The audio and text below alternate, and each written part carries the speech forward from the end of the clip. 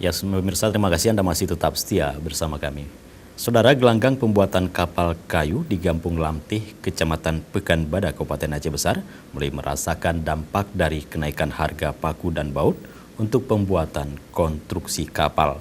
Kenaikan harga paku tentu saja berdampak pada harga jual kapal, khususnya harga pembuatan kapal baru.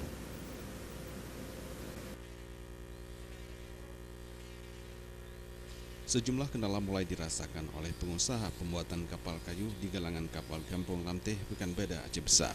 Salah satunya dari naiknya harga paku dan baut.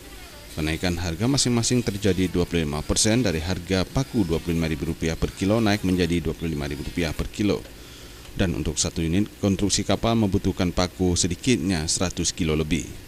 Kenaikan juga terjadi pada baut dan harga satuannya mulai dari Rp4.500 hingga Rp6.000 per biji.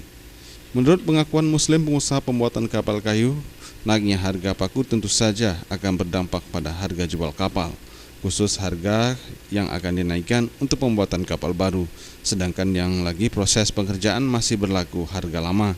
Untuk kenaikan harga baru mulai dari 2 juta hingga 10 juta rupiah sangat tergantung dengan ukuran kapal.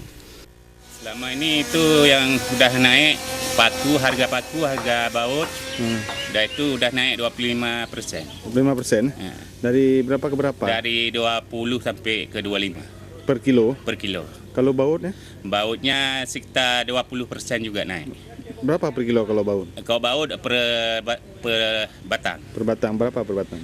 Satu batang, satu biji yang 10, setengah kali 10 tu 6.000. Di samping itu, kendala lain yang dihadapi dalam pembuatan kapal sulitnya mencari kayu untuk standar badan kapal karena tidak bisa digunakan kayu sembarangan.